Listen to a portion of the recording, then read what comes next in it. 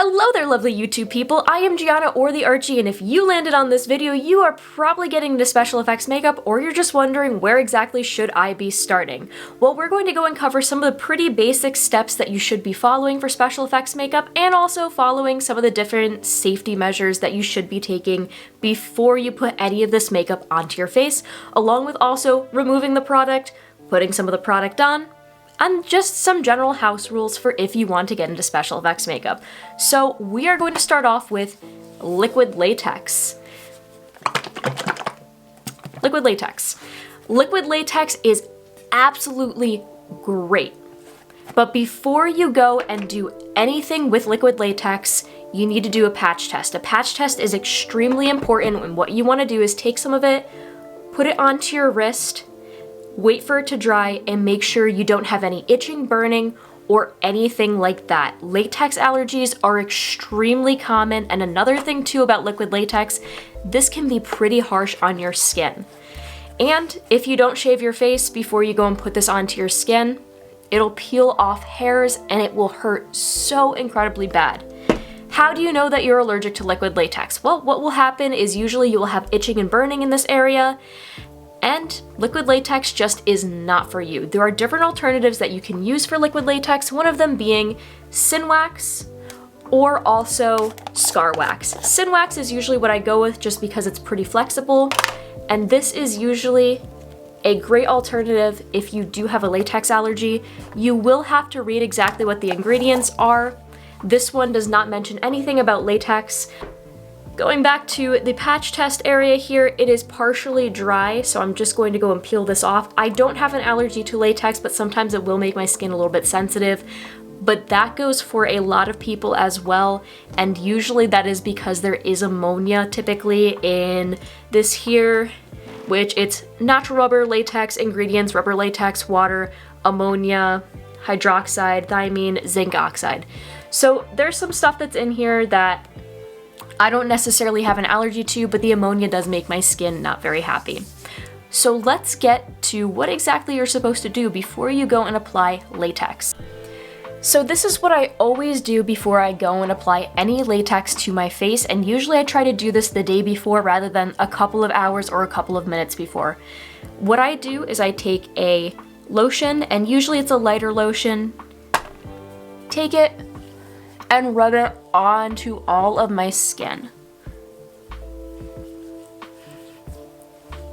Now that I have the lotion on my skin, I'm just gonna let it sit for a couple of seconds.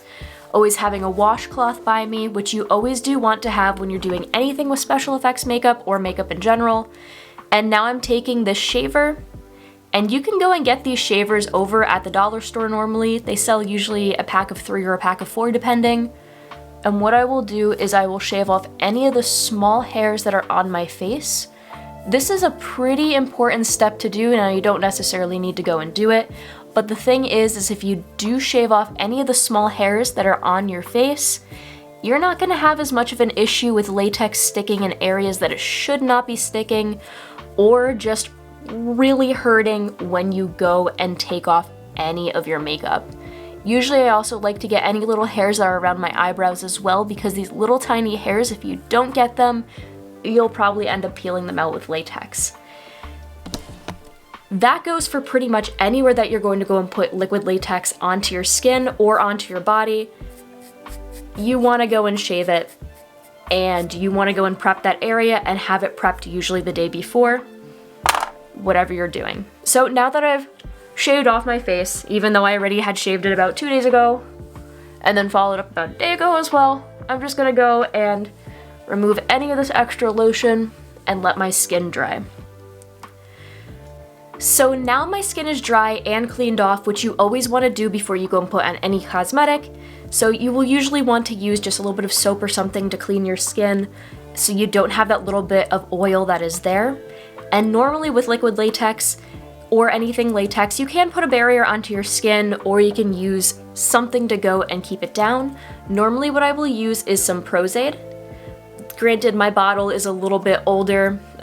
It's been through a lot, but Prozaid is absolutely amazing. And again, before you go and put any of the stuff onto your face, you need to have the proper things to take this off.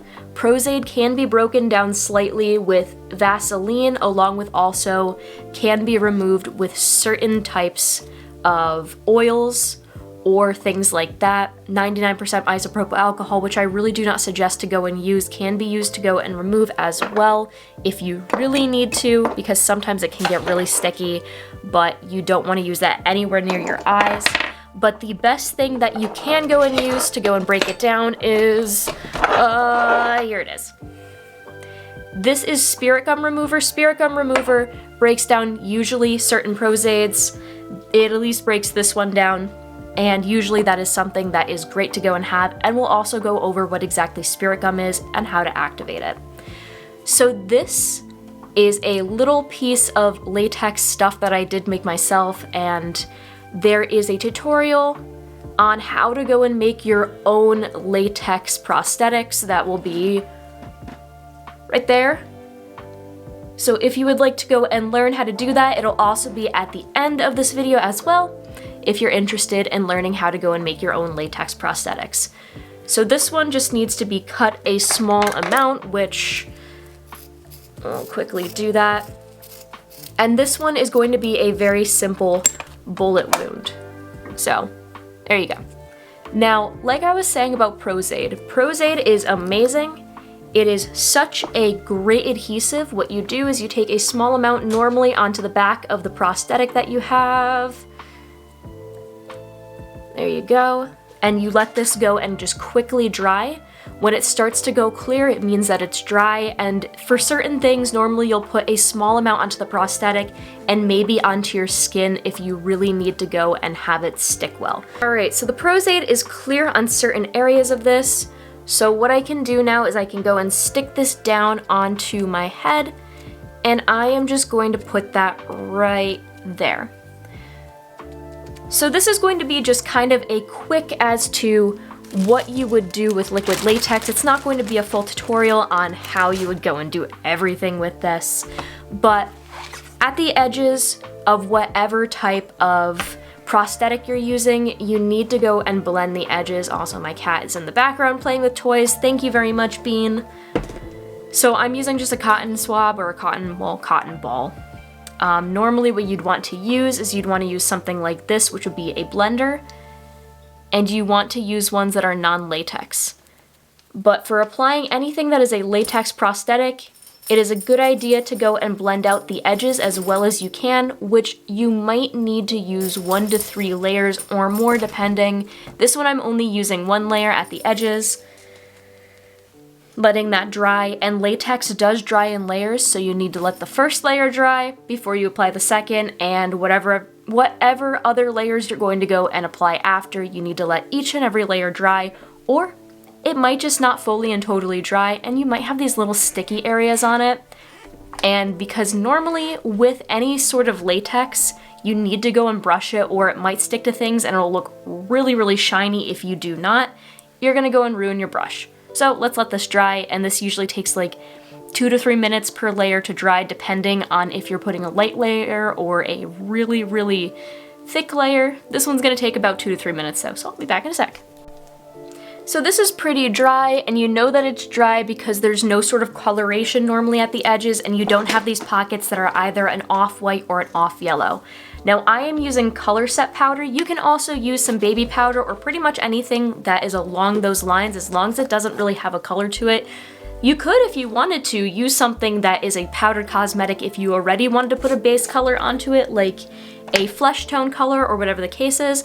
But this is color set powder. This is from the Maron brand, and this is one of my favorites.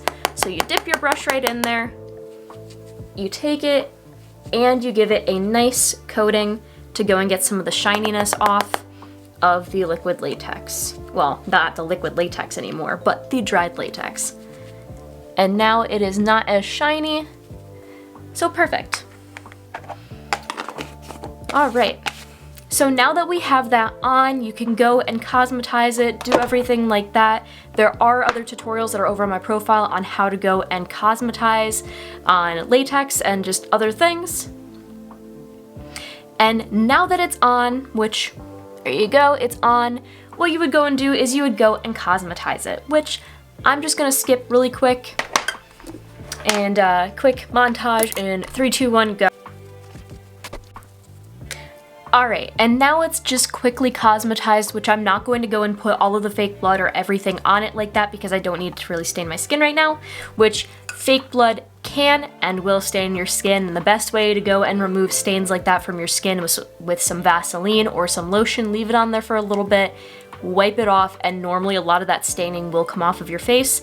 Your hands, though, might be a little different. So now you have this here, which I'm just fanning it because it's still a little bit wet.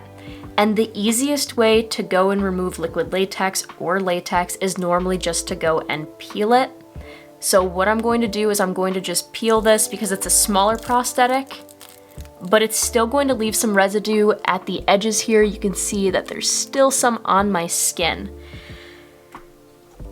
Petroleum jelly, or anything that is a petroleum product, breaks down latex. So what you would want to do is you'd want to take a nice scoop of some petroleum jelly, put it onto your fingers.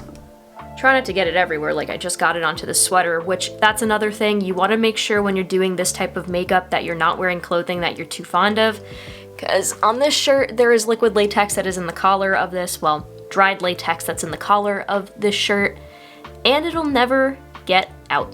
Sometimes you can get it out, other times you will not be able to.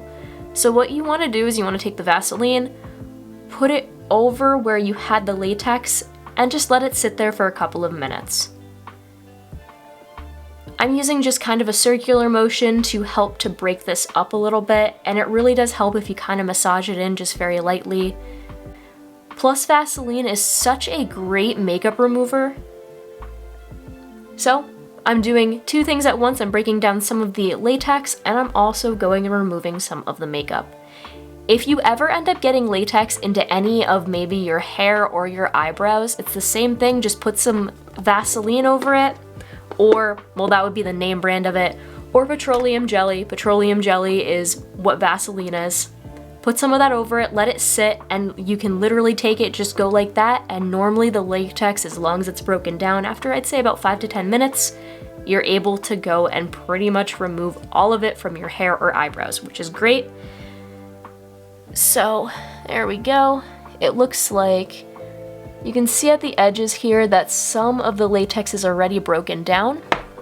And I'm just gonna take this washcloth and very gently move this around. You can see right here there was some more of the latex and it kind of just bunched up, which is great, which means it was broken down. And it looks like the cosmetic did stain my skin a little bit, which is fine. It happens. So on to the next thing. Let's talk about spirit gum. Spirit gum, similar to Pros-Aid, is an adhesive that you can go and use, but the thing is with spirit gum, normally you're going to get the spirit gum and then you'll get spirit gum remover. Normally with Pros-Aid, you're just gonna get the Pros-Aid unless you can find some sort of bundle, which normally you won't be able to. These two are very important because spirit gum doesn't really break down that easily otherwise. You can use petroleum jelly, you can use lotions and stuff like that and get it off of your skin a little bit, but it just doesn't work necessarily as well as this remover. So you have these two, and how you use this is you put a small amount onto either an object or your face. So we're just gonna put some onto my face. And it activates by actually going and dabbing it. It gets stickier as you press it down and you move it around a little bit on your face. You can actually hear it. So it is getting stickier as I'm doing this, but I don't want it to fully and totally just go into my skin. So let's find something that I can go and stick onto my face. Let's go with maybe this cotton ball. So there you go. Spirit gum isn't that strong, but spirit gum does work for a lot of things, like maybe some very small light prosthetics that you want to put on, but normally it works best with things like playing cards or just stuff of that sort. So let's take this off. And there's some cotton, of course, that's left behind, but that's fine. Now the way that you go and remove spirit gum is you use this solvent and this will go and dissolve it. So let's use that. Let's put that on. And as silly as it sounds, I'm just gonna use this cotton ball again. And the way that you can tell that spirit gum is off of your skin is it is no longer sticky in that area, and it will take sometimes a couple of times over with the solvent to go and fully and totally dissolve it. With anything that you're using special effects makeup wise, you do, again, need to do a patch test. You don't want to just go and stick this onto your skin because you might have a really bad reaction and you still might actually, in some cases, maybe get a chemical burn, which is really, really bad, and sometimes chemical burns will leave you with scars. So this should be the last time that I need to go and put a layer on. Well, some of the solvent. And there we go. So this is normally what Sin Wax looks like when it is solid, and it is like a solid block. This is what it looks like after you've already dug into it, but this thing is solid, like really, really solid. The only way that you're going to be able to take anything out of this is by using a metal tool. So you're gonna need metal sculpting tools. It's always a good idea to have some of these laying around, especially when you're doing anything with any sort of makeup or cosmetic anyway for special effects, because a lot of your stuff, you will typically be using one of these to go and blend the edges. So what you do is you take your metal tool here, you scrape it inside, and it's kind of hard to see because I'm pretty far down in this container. You get your scar wax, well, Sin Wax. I still call it scar wax because it technically still is. And you have a little piece that is here, or maybe you have whatever you're going to be using for the makeup that you're doing. You need either some petroleum jelly again. Sin Wax breaks down with petroleum jelly. A lot of other scar waxes do as well, but you need something to go and move this around with. So, take a little bit of petroleum jelly onto your finger because this stuff can get really sticky once you are moving it around. Take it, start to pinch it, and as you're pinching it, you're going to start to work it, warm it up, and it won't be as solid as what it is or what it was before. This is heat activated like a lot of other materials that are with special effects, so as soon as it goes onto your skin, it's going to have some sort of reaction. Reaction meaning maybe it's fake blood, it's gonna run down your face because it was goopy and it was like all clotted looking, but it'll run down your face because it's heat activated. So now you have your scar wax ready to roll, and maybe you want to roll it out just a little bit, like we'll go like that. So you have just kind of these two little points and maybe this little area in the middle. So let's put that to the side for a sec. Usually with scar wax, typically what I'll do is I'll just put it onto my skin, or maybe I'll use a little bit of petroleum jelly to go and put it down. But if I want it to really stick, the easiest way to have it stick is to take a small amount of spirit gum. And this is because this is already pretty sticky starting off, so you don't really need too much to go and stick this to. Get that activated. So it's all sticky there. And now you can take this and just put it down. Now, scar wax, normally you're going to need something at the edges to go and blend it. And the easiest way to blend scar wax is with either petroleum jelly or maybe some lotion. Anything that you have that makes your fingers, well, gives your fingers a barrier between the scar wax or the Sin Wax that you're using. So let's blend the edges. And this stuff is so incredibly easy to go and blend the edges as long as you have some Vaseline, petroleum jelly, whatever you're using on your fingers there.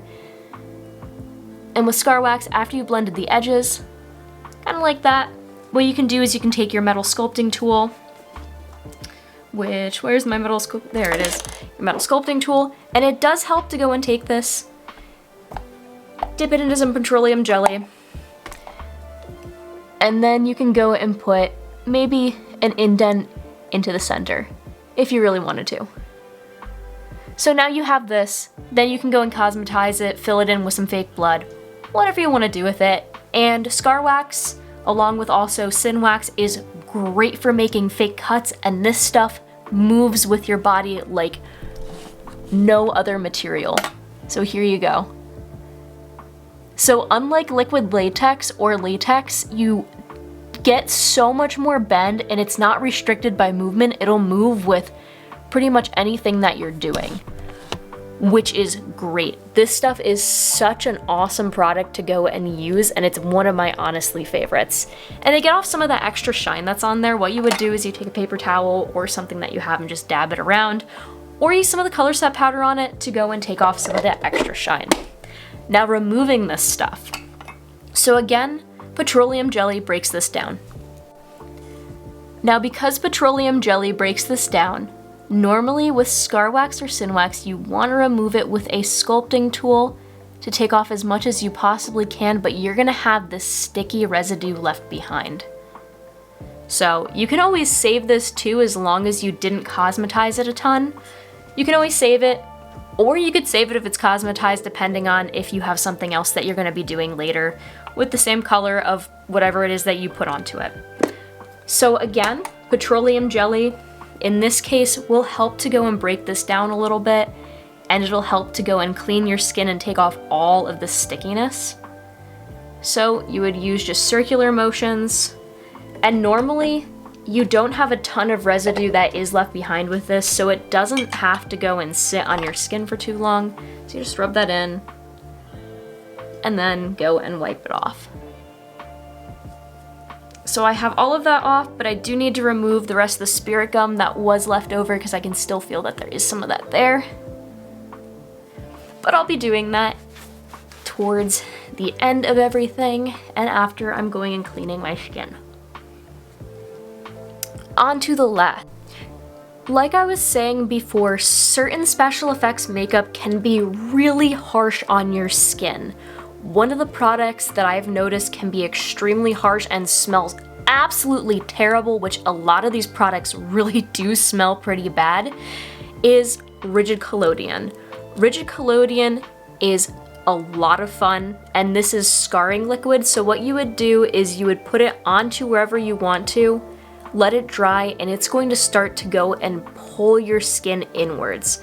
Now again, this is one of those things that you do need to do a patch test on, and if you have very sensitive skin, you want to protect your skin, or just in general, it's always good practice to put down some sort of barrier spray, Prozaid, something like that before you go and put this down. But as this dries, it pulls the skin in, and you can see it right here starting to just go and pull everything in. Now the last part of this video is that some special effects makeup smells really bad. We'll go back to this RigidCollodion first. RigidCollodion, you need to go and use this in a very well ventilated area because this smells like straight chemicals and it will fill an entire room with its smell. It's extremely important that you go and do that because you will get lightheaded if you're using stuff in example like that, or other cosmetics too that are special effects ones. Some of them have just such an incredibly pungent smell. You need to go and make sure you're using them safely and in a room that has some windows open and a fan usually on. Another thing too, liquid latex. Liquid latex, because it has ammonia in it, can be really terrible with the smell as well. And when you're putting it onto your face, it will and can make you tear up, make your nose run, and everything like that. It's also extremely important that with these products and most special effects makeup, along with whatever it is that you're using that is special effects, that you read the directions and instructions as to where you should be putting this, how close, how far, everything like that to any of the different portions on your face or your body. Certain cosmetics will make you go blind, will go and cause potential issues with certain portions of your body if you apply it to the wrong area, and you just need to know that at the end of the day you need to practice safely with the cosmetic because it's good to have fun, but you don't want to end up in the hospital from getting something, into your eye or whatever the case is. Thank you all so much for watching. There are videos that are linked over here to all of my other special effects makeup tutorials. So if you would like to go and watch them along with also maybe just see how I go and do my makeup, you can go and see them right here. If you like this video, make sure to like, comment, and subscribe. If you have any feedback, make sure to definitely leave that, and I will see you all next time. Have fun and stay safe.